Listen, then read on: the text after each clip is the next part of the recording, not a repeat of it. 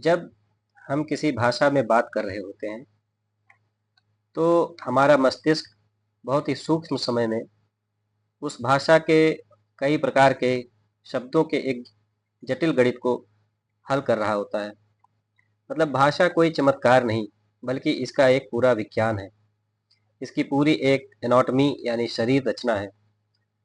और जैसे इमारत बनती है एक एक ईंट रखकर, ऐसे ही भाषा की जो पूरी इमारत है, इसकी सबसे बुनियादी ईंट होती है शब्द। तो आज हम इसी शब्द के सौष्ठव के बारे में समझेंगे। हिंदी का शब्द सौष्ठव यानी एलिगेंस ऑफ वर्ड। हिंदी का शब्द सौष्ठव के बारे में समझेंगे और समझेंगे कि हिंदी भाषा की वास्तुकला असल में है क्या, और पढ़ेंगे शब्द और उनके वर्गीकरण के बारे में। तो स्वागत है आप सभी का आपका अपना चैनल हिंदू पाठशाला में। और हम लोग वर्णमाला खत्म कर चुके हैं और आज पढ़ेंगे हम लोग शब्दों के बारे में। उससे पहले पिछली क्लास में हमने 2 प्रश्न दिए थे, उनका उत्तर आज समझते हैं पहले इस क्लास को शुरू करने से पहले। तो आइए देखते हैं। पहला प्रश्न था कि नीचे दिए गए शब्दों को क्रम अनुसार व्यवस्थित करें। जैसे 3 शब्द हैं, कक्षा, कलम, काम। आप जिसने भी इसका प्रयत्न किया होगा वो सबका आभार। और इसका उत्तर देखते हैं हम लोग। तो इन शब्दों को डिक्शनरी, जैसे डिक्शनरी का हम लोग प्रयोग करते हैं, डिक्शनरी के हिसाब से करना होता है। जैसे अब डिक्शनरी में जब लिखा जाता है तो पहला स्टार्ट होगा का से, और कक्षा को लिखते हैं का प्लस सा प्लस आ। डिक्शनरी में ऐसे ही क्रम में आएगा। तो का के बाद का, और दूसरे में आ रहा है का प्लस ला प्लस मा। तो और तीसरे में आ रहा है का और इसकी मात्रा आ, बड़े एक आ की मात्रा प्लस मा। अगर वर्ण विन्यास करेंगे तो ऐसे ही बनेगा। तो आप देखिए कौन सा शब्द पहले आएगा डिक्शनरी में। का के बाद पहले उसकी मात्रा आएगी, तो पहले नंबर पे ये आ जाएगा।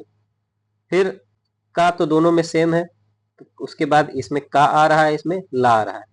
तो अगर हम डिक्शनरी में देखेंगे तो पहले का आना चाहिए, तो दूसरे नंबर पे ये आ जाएगा और तीसरे नंबर पे आपका ये आ जाएगा। इसी क्रम में इसको लिखना होगा। तो ऑप्शन सी आपका सही हो जाएगा, सही उत्तर हो गया। अगला प्रश्न था आपका, नीचे दिए गए शब्दों में कौन सा शब्द सही है। इनमें से कौन सा शब्द सही लिखा है सही रूप में। तो आप देखिए श्रृंगार जो होता है, श्रृंगार, ये तो होगा नहीं, श्रृंगार ऐसे नहीं लिखा जाता है। ठीक है। श्रृंगार अगर देखें तो इसमें जो री रा की मात्रा आ रही है, री की मात्रा वो 2 बार आ जा रही है। मतलब ये भी एक आधा रा आ जा रहा है, एक ये आ जा रहा है, तो इसका उच्चारण श्रृंगार नहीं होता है। ठीक है, तो ये भी गलत हो गया। तीसरा ये श्रृंगार, ये सही है, क्योंकि इसको ऐसे तरह से लिखा जा सकता है, श्रृंगार। सा में नीचे री और ऊपर अनुस्वार लगा हुआ है, तो ये भी श्रृंगार सही है। और एक तरीके से और हमने बोला था कि अगर इस तरह से लिखा हो श्रृंगार, मतलब इसमें अधिकतर लोग गलती करते हैं कि इसमें एक और रा लगा देते हैं, वो नहीं होता है, बल्कि ऐसे भी लिखा जा सकता है।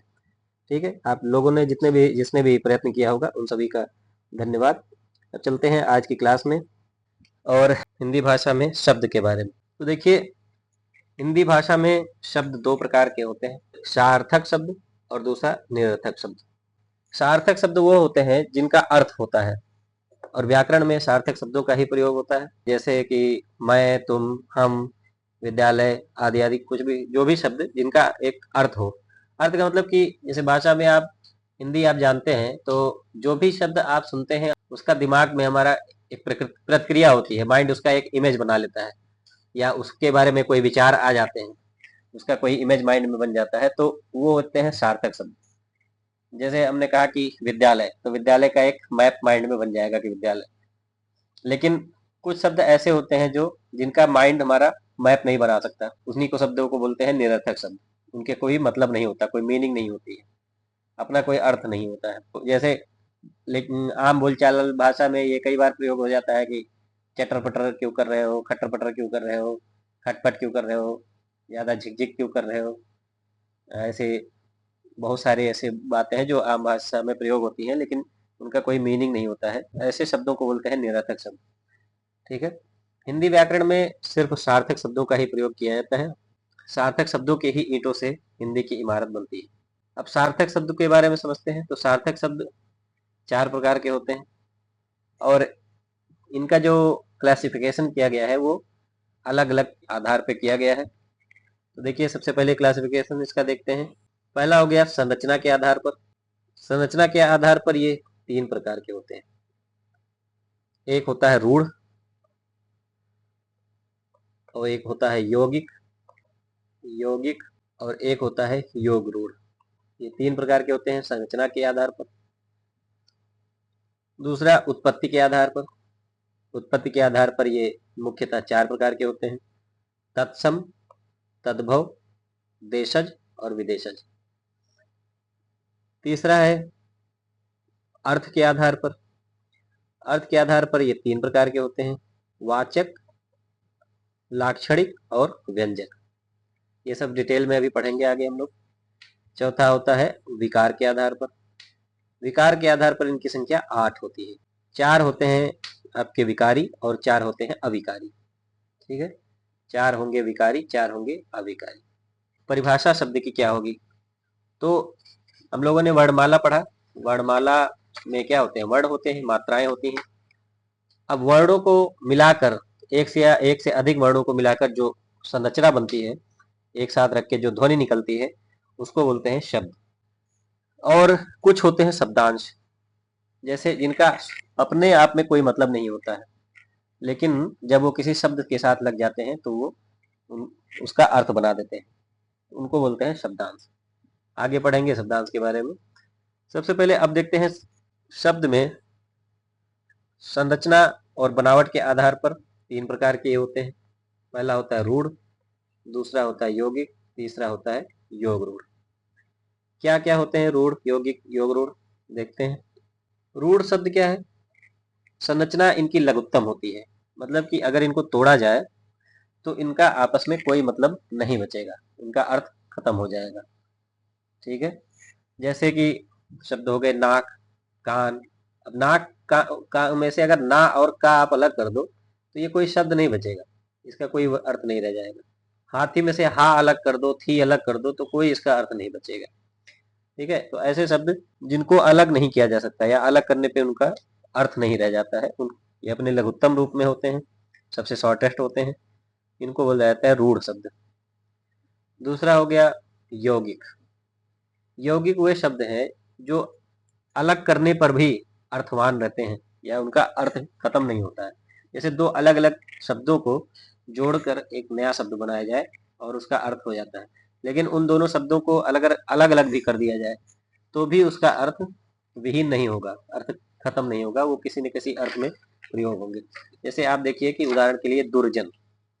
दुर्जन को अगर आप अलग करें तो दु और जन।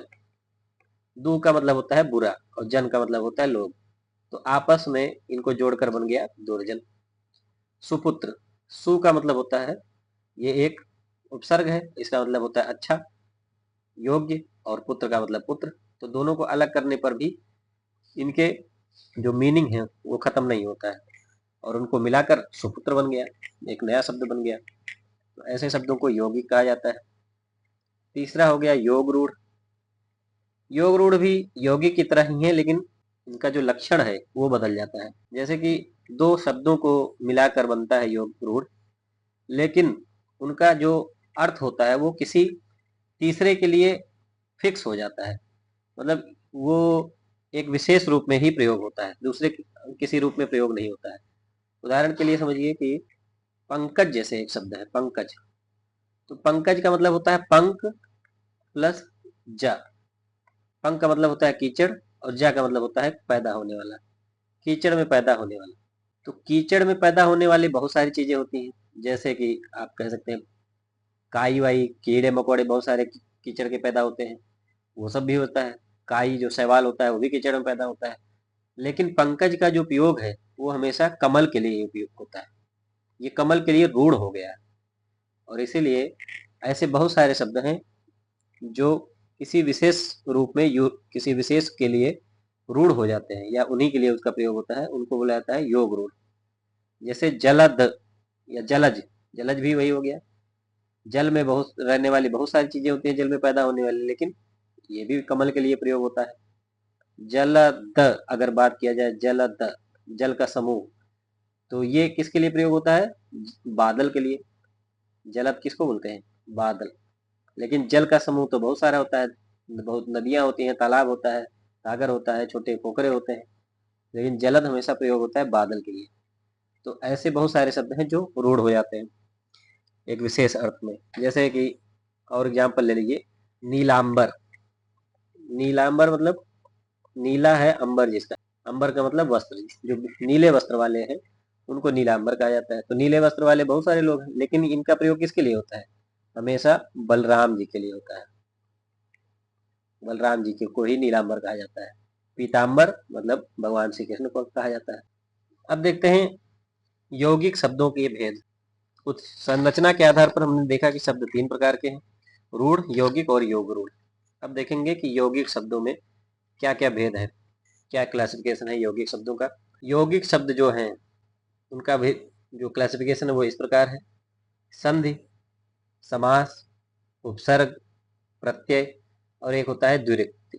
संधि वह शब्द होते हैं जैसे दो ध्वनियों को मिल करके बना हुआ शब्द संधि होता है। इसको आगे हम लोग, एक टॉपिक है संधि, काफी कुछ है इसमें, उसको पढ़ा जाएगा। समास शब्द ये भी ध्वनियों के मेल से बनता है, लेकिन अलग अलग रूपों में प्रयोग होता है, इनका अर्थ अलग अलग होता है, तो उनको समास बोलते हैं।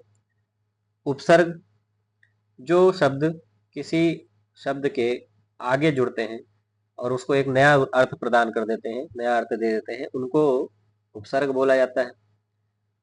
और ये उपसर्ग क्या होते हैं? वास्तुतः में ये शब्दांश होते हैं, किसी शब्द के आगे लग जाते हैं तो उसका एक अर्थ हो जाता है, अलग अर्थ हो जाता है। प्रत्यय ये उसके पीछे लग जाते हैं, ये भी शब्दांश होता है। तो ऐसे शब्दांश जो किसी शब्द के पीछे लग जाते हैं और नया एक अर्थ बना देते हैं, उनको प्रत्यय बोला जाता है। द्विरुक्ति क्या होती है?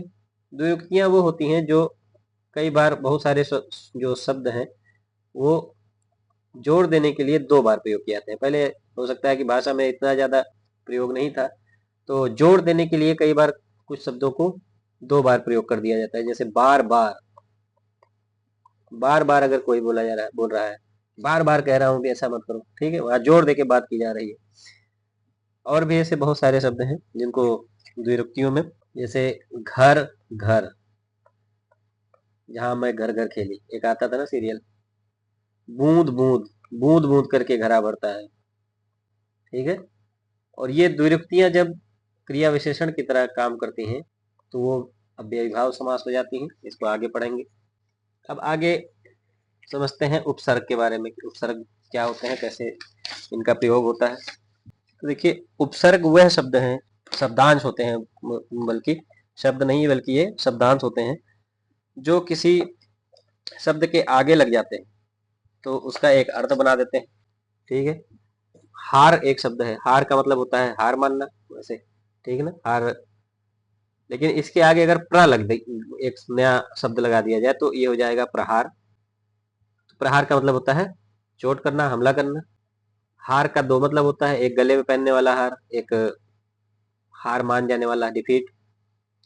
लेकिन इसके आगे जब प्र लगा दिया गया तो ये प्रहार हो गया।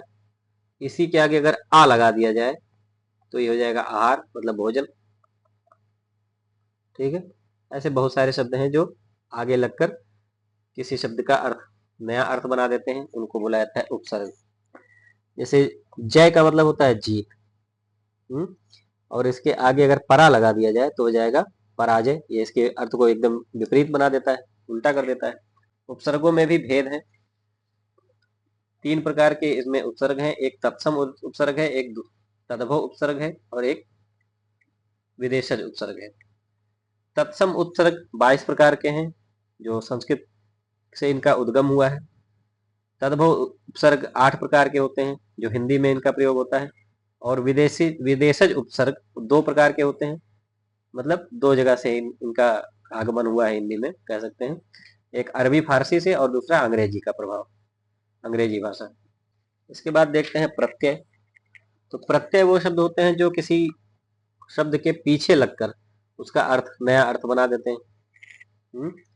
जैसे मूल शब्द जो है उसके पीछे लग जाएगा अर्थ प्रत्यय, तो उसका नया अर्थ बना देगा। जैसे मनुष्य है, मनुष्य के पीछे त्वा लगा दिया जाए तो हो जाएगा मनुष्यत्व, एक एडजेक्टिव बन जाएगा, इंसानियत। शिशु के पीछे ता लगा दिया जाए तो शिशुता हो जाता है, बचपन। शिशु का मतलब बच्चा, और पीछे ता लगा दिया गया तो बचपना हो गया। प्रत्यय के मुख्य रूप से दो भेद होते हैं, एक कृदंत प्रत्यय और एक तद्धित प्रत्यय। कृदंत प्रत्यय वो होते हैं जो धातु रूपों में प्रयोग किए जाते हैं, जो संस्कृत में धातु कुछ होते हैं उनमें प्रयोग किया जाता है कृदंत का। ये मुख्य रूप से 6 प्रकार के होते हैं, वैसे तो बहुत सारे हैं लेकिन मुख्य रूप से 6। भाववाचक, कर्तवाचक, कर्मवाचक, करणवाचक और कर्तवाचक और क्रियाद्योतक कृदंतीय विशेषण। तो 6 प्रकार के होते हैं, इतना डिटेल में पढ़ना नहीं, इतना ज्यादा आता नहीं, बस आपको उपसर्ग और प्रत्यय कौन सा लग रहा है किसी शब्द में, यही ध्यान रखना है बस। इससे ज्यादा जो है कॉम्पिटिटिव एग्जाम में नहीं पूछा जाता है। जो तद्धित प्रत्यय है वो शब्द रूप में नहीं बल्कि उसके अलावा जो भी होते हैं उनमें प्रयोग किए जाते हैं, जैसे संज्ञा, सर्वनाम, विशेषण के अंत में। ठीक है, तो आपको बस इतना याद रखना है कि उपसर्ग कौन सा लग रहा है किसी शब्द में या प्रत्यय कौन सा लग रहा है किसी शब्द में, क्योंकि एग्जाम में यही पूछा जाता है। बहुत सारे उपसर्ग हैं, बहुत सारे प्रत्यय हैं। हम आपको इस पर एक अलग से एक वीडियो बना देंगे और नए वीडियो के डिस्क्रिप्शन में इसका पीडीएफ आ जाएगा। और बहुत सारे हैं, जैसे कि आपको उदाहरण के लिए मैं बता दूं कि प्रत्यय में अगर देखें तो एक होता है ना प्रत्यय। अब ना है किसी के पीछे लग जाए, उड़ना, जैसे उड़ के पीछे ना लग जाए तो उड़ना हो जाएगा। ठीक है, हंस हंस जो है होता है उसके पीछे ना लग जाए तो हंसना हो जाएगा। रोना, लदना, सुहाना, कूदना, बहुत सारे शब्द हैं और बहुत सारे इसी तरह से। अब देखते हैं उत्पत्ति के आधार पर शब्द। उत्पत्ति के आधार पर शब्द जो है वो मुख्य रूप से 4 प्रकार के होते हैं। पहला होता है तत्सम, दूसरा है तद्भव, तीसरा है देशज, चौथा विदेशज। तत्सम का मतलब होता है, इसको अगर अलग करें तो ये हो जाएगा तत् प्लस सम, मतलब उसी के समान। उसी मतलब कौन, किसका बेटा है? हिंदी। हिंदी तो संस्कृत का ही बेटा है, तो एकदम जब फोटो कॉपी हो जाए अपनी मम्मी का तो वो कौन सा शब्द हो जाएगा? तत्सम, उसी के समान। ठीक है ना? तो संस्कृत निष्ठ, जो शुद्ध संस्कृत निष्ठ शब्द जो हिंदी में प्रयोग होते हैं उनको तत्सम बोला जाता है। ठीक है ना? जैसे मैंने यही शब्द बोला संस्कृत निष्ठ, तो ये क्या हो गया? तत्सम शब्द हो गया। शब्द, ये भी तत्सम है। ऐसे बहुत सारे शब्द जो संस्कृत के ही समान, मतलब सीधा सीधा हिंदी में आ गए हैं उसी तरह। अब संस्कृत, ये भी तत्सम है। ठीक है ना? तो ये सभी शब्द तत्सम होते हैं। तद्भव मतलब कि एक चरणबद्ध तरीके से उनका विकास हो जाता है। तद्भव, तद्भव का मतलब होता है तत् प्लस भाव। तत् मतलब उसी के, उसी कौन? मम्मी, मतलब संस्कृत। उसी से हुआ, उसी से उत्पन्न हुआ। कहते हैं, देखते हैं कभी कभी कोई बेटा जो होता है एकदम मम्मी पे या पापा पे अपने एकदम फोटो कॉपी हो जाता है, उसी की तरह हो जाता है, तो कहते हैं बिल्कुल एकदम उसी पे। और बहुत सारे ऐसे बच्चे होते हैं जो कि एकदम डिफरेंट लगते हैं और पता ही नहीं चलता कि वो किस पे गए हैं। लोग पूरी फैमिली में ढूंढते हैं कि किस पे गया है ये, लेकिन उत्पन्न उसी से हुआ है। तो ऐसे शब्दों को बोलते हैं तद्भव। अब यहाँ पे एक बात ध्यान रखने वाली है और इसको स्टार बना के लिख लीजिए कि हिंदी का प्राण, ये कई बार पूछा गया है, हिंदी का प्राण कौन सा शब्द होता है? तो ये तद्भव शब्द होता है। क्यों? क्योंकि आप देखेंगे हिंदी में सबसे ज्यादा प्रयोग होने वाले तद्भव शब्द ही हैं। संस्कृत के शब्द तो बहुत कम आए हैं, जो हिंदी का अपना विकास हुआ है और हिंदी में प्रयोग होने वाले शब्द है वो तद्भव है, तो इसीलिए तद्भव को हिंदी का प्राण कहा जाता है। तीसरा होता है देशज। देशज, देशज कौन से शब्द होते हैं? जैसे हमने बताया कि बहुत सारी बोलियां प्रयोग की जाती हैं। ठीक है, तो हिंदी का विकास होने से पहले ये अपभ्रंश बना, और अपभ्रंश के बाद हिंदी हम लोगों ने इसके विकास के चरण में देखा था। तो जब अपभ्रंश आया तो उसमें बहुत सारी बोलियां भी हैं आई, और बहुत सारी बोलियों का जो शब्द है वो धीरे धीरे हिंदी भाषा में प्रयुक्त होने लगा। और क्षेत्रीय बोलियों में प्रयुक्त होने वाली जो शब्द हैं वो उसी तरह से हिंदी में आ गए, तो इन्हीं शब्दों को बोला जाता है देशज। मतलब इनका कह सकते हैं कि इनके उत्पत्ति का बहुत ज्ञान नहीं है बहुत ज्यादा कि ये कहाँ से उत्पत्ति हुआ इनका, लेकिन वो एज इट इज उसी तरह से हिंदी में प्रयोग होने लगी। ऐसे शब्दों को बोला जाता है देशज शब्द। अब पहचान के लिए आप इसी तरह समझिए कि तत्सम मतलब उसी के समान, एकदम संस्कृत भाषा वाले शब्द जो प्रयोग हो वो तत्सम हो जाएंगे। तद्भव का मतलब उससे हुआ हुआ, उत्पन्न हुआ, यानी कि जो थोड़ा सा संस्कृत से कम बल्कि हिंदी से टच ज्यादा रखता हो उनको तद्भव बोलेंगे। देशज जो एकदम बहुत सारी जो बोलियों के शब्द हैं उन्हीं को हिंदी में प्रयोग किया जाने लगा, वो हो गए आपके देशज शब्द। और विदेशज, विदेशज में देखिए हिंदी में जो हिंदी की इमारत है उसमें ऐसी बहुत सारी ईंटें लगी हैं जो अलग अलग भाषाओं से लिए गए हैं। क्यों? क्योंकि बहुत सारे जब यहाँ पे आक्रांता आते गए, बहुत सारे विदेशी लोग आए व्यापार के लिए, तो वो अपने शब्द भी लेकर आए, और अपने शब्द लेकर आए तो हिंदी में बहुत सारे शब्द उसी तरह प्रयोग होने लगे जैसे वो बोलते थे। जैसे उदाहरण के लिए आप देखिए हॉस्पिटल, हॉस्पिटल को हिंदी में उसी बोला जाने लगा। ट्रेन, ठीक है ना, प्लेटफॉर्म, ऐसे बहुत सारे शब्द हैं जो हिंदी में बिल्कुल उसी तरह घुल मिल गए हैं और हिंदी के में ही प्रयोग होते हैं। वो लगता है कि हिंदी है लेकिन वो कई अलग अलग सोच से आए हैं। ऐसे अरबी के बहुत सारे शब्द हैं, अरबी फारसी के, ठीक है ना, जैसे अदालत,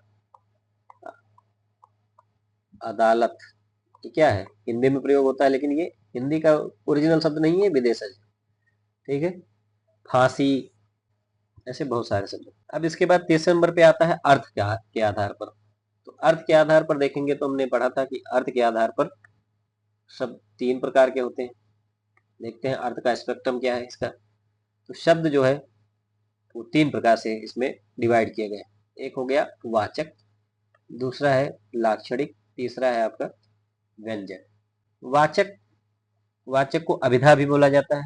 और अभिधा का मतलब कि किसी शब्द का जो अर्थ है वो बिल्कुल उसी तरह से स्पष्ट हो रहा हो जैसे वो शब्द बोल रहा है, ठीक है ना, शब्द अपना अर्थ खुद ही बोल रहा है, खुद ही स्पष्ट कर रहा है, ठीक है। इसलिए ऐसे शब्दों को क्या बोला जाता है, अभिधा या वाचक।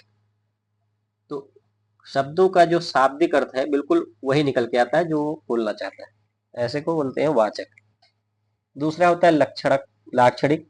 तो लाक्षणिक वो होता है जो अर्थों का बिल्कुल स्पष्ट नहीं होता है लेकिन लक्षण से पता चल जाता है कि ये कहना क्या चाहता है, लक्षण के आधार पर पता चल जाता है, ठीक है। बिल्कुल शाब्दिक अर्थ नहीं बोलता लेकिन मेटाफोरिकल होता है, कह सकते हैं कि वो अपने लक्षण से पता चलता है उनके।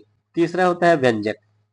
और व्यंजक वह शब्द होते हैं जिनका ना शब्द से पता चलता है ना लक्षण से पता चलता है, बल्कि कुछ अलग ही तरीके से पता चलता है। जैसे कि किस परिस्थिति में उन शब्दों का प्रयोग हुआ है, परिस्थिति जन्य, परिस्थिति के आधार पर पता चलता है कि वो किस विषय में बात कर रहे हैं, ठीक है ना। ऐसे शब्द ज्यादातर आपको व्यंग्यात्मक शैली में ज्यादा प्रयोग होते हैं, क्योंकि वो कई बार आप देखेंगे कि व्यंग में कोई ऐसा शब्द नहीं बोला जाता बिल्कुल ये एज इट इज बोला जाए कि वही शब्द अपना लक्षण बता दे या अपना अर्थ बता दे, बल्कि कुछ सटायर जो बोला जाता है वो अलग ही अर्थ में बोला जाता है, लगेगा कि कोई तारीफ कर रहा है लेकिन वो होता है सटायर। अब जो चौथा और अंतिम प्रकार है वो है विकार के आधार पर। तो विकार का मतलब क्या होता है, परिवर्तन। जब किसी शब्द में परिवर्तन हो उसको बोलते हैं विकार।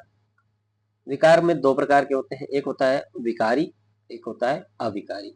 चार आपके विकारी होते हैं और चार अविकारी होते हैं। विकारी का अर्थ होता है कि जब किसी शब्द में लिंग, वचन और काल के अनुसार उनका रूप बदल जाए तो उन शब्द को बोलते हैं विकारी शब्द। और जिन शब्दों में लिंग, वचन और काल इन सब के अनुसार उनका रूप नहीं बदलता है उनको बोलते हैं अविकारी शब्द। इसको गलत मत समझिएगा कि विकारी है, विकार आ गया, ऐसा नहीं है। बस उनका लिंग के हिसाब से परिवर्तन हो जाता है या वचन के अनुसार या काल के अनुसार। जैसे आप देखिए इसमें चार होते हैं, कौन कौन से। तो पहले संज्ञा, सर्वनाम, क्रिया और विशेषण। ये चार आप प्रयोग करके देखिए। जैसे संज्ञा, किसी का नाम बुलाएंगे तो मोनू का नाम मोनू अगर है, फिर पूजा का नाम तो पूजा हो गया ना, तो अगर लिंग बदल गया तो उसका देखिए परिवर्तन हो गया, ठीक है ना। सर्वनाम, वो आ रहा है, ठीक है ना, वो आ रही है, दोनों में सर्वनाम वो ही प्रयोग हो रहा है लेकिन काल के अनुसार दोनों का लिंग जैसे परिवर्तन होता है तो उनके जो बोलने का तरीका है वो अलग हो जाता है, उनका अर्थ भी अलग हो जाता है। ठीक है, तो ये 4 होते हैं आपके विकारी शब्द, संज्ञा, सर्वनाम, क्रिया और विशेषण। 4 अविकारी शब्द होते हैं, क्रिया विशेषण, संबंध बोधक, समुच्चय बोधक, विस्मय बोधक। देखिए, विकारी शब्द संज्ञा, सर्वनाम, क्रिया, विशेषण, और अविकारी शब्द क्रिया विशेषण, संबंध बोधक, समुच्चय बोधक और विस्मय बोधक। 4 विकारी हैं, 4 अविकारी हैं, टोटल हो गए 8। जो संबंध बोधक शब्द है वो तो संज्ञा के अनुसार बदलता नहीं है, ठीक है, या समुच्चय बोधक या विस्मय बोधक है। अरे, तो अरे में तो कोई संज्ञा है नहीं, सर्वनाम है नहीं, क्रिया है नहीं, अरे तो परिवर्तित नहीं होगा, चाहे वो कोई लड़की बोले या लड़का बोले। ठीक है ना, तो इन शब्दों को बोला जाता है अविकारी शब्द। अब देखिए, एक ही शब्द में अगर हम लोग पूरी जो शब्द की संरचना है उसको समझें तो देखिए, एक शब्द है मनुष्यत्व। अब इसका वर्गीकरण करते हैं, इसका क्लासिफिकेशन, तो संरचना के आधार पर ये क्या है, यौगिक शब्द है, क्योंकि मनुष्य और त्वा से मिलकर बना है, त्वा प्रत्यय लग गया तो मनुष्यत्व हो गया, तो संरचना इसकी ऐसी हो गई। दूसरे नंबर पे अगर इसकी उत्पत्ति देखें तो उत्पत्ति ये तत्सम शब्द है, बिल्कुल मनुष्यत्व देखिए संस्कृत निष्ठ शब्द है, सीधा संस्कृत मूल से ही आया है। तीसरा इसका देखें लक्षण के आधार पर, अर्थ के आधार पर, तो ये क्या है, वाचक है। मनुष्यत्व मतलब क्या है, इंसानियत, मनुष्यत्व, ठीक है, तो मानवीय गुणों का सीधा और शाब्दिक अर्थ प्रकट करता है ये, तो बिल्कुल वाचक है, शाब्दिक अर्थ आ रहा है। और अगर इसका विकार के आधार पर देखें तो क्या है, विकारी शब्द है, क्योंकि मनुष्यत्व क्या है, विशेषण है। तो संज्ञा, सर्वनाम, क्रिया और विशेषण ये विकारी शब्द होते हैं, भाववाचक संज्ञा है ये एक तरीके से, या आप इसको विशेषण की भी तरह प्रयोग किया जाता है, तो दोनों ही रूप में ये विकारी है। अब अंतिम में समराइज करते हैं आज की क्लास को, तो सार्थक शब्द का प्रयोग होता है आपका वर्णमाला में, संरचना के आधार पर, उत्पत्ति के आधार पर, अर्थ के आधार पर, विकार के आधार पर। सार्थक शब्दों को 4 आधार पर बांटा गया है। संरचना के आधार पर 3 प्रकार हैं, रूढ़, यौगिक, योग रूढ़। उत्पत्ति के आधार पर 4 प्रकार हैं, तत्सम, तद्भव, देशज, विदेशज। और अर्थ के आधार पर वाचक, लाक्षणिक, व्यंजक। और विकार के आधार पर संज्ञा, सर्वनाम, क्रिया, विशेषण, ये विकारी हो गए। और अविकारी शब्द हैं तो आपके क्रिया विशेषण, संबंध बोधक, समुच्चय बोधक, विस्मय बोधक। तो आज की क्लास यहीं तक, क्योंकि अब शब्द खत्म हो गया। अगला एक वीडियो बनाएंगे जिसमें हम लोग तत्सम और तद्भव और उपसर्ग प्रत्यय उस पर बना देंगे, जिसमें कई प्रकार के उपसर्ग और प्रत्ययों को हम लोग डिस्कस कर लेंगे। ठीक ना, आज की क्लास में इतना ही रखते हैं। आप लोग अपनी तैयारी करते रहिए, और आपको अगर ये वीडियो ये पसंद आया हो, आज की क्लास पसंद आई हो, तो लाइक और शेयर करिए, और चैनल पर नए हैं तो सब्सक्राइब कर लीजिए। पूरा वीडियो देखें, पूरा तैयारी करें, हमारे साथ जुड़े रहेंगे तो आपको किसी भी एग्जाम में हिंदी में दिक्कत नहीं होगी। और आगे फिर हम लोग हिंदी के बाद अंग्रेजी और जीएस पे भी काम करेंगे। धन्यवाद।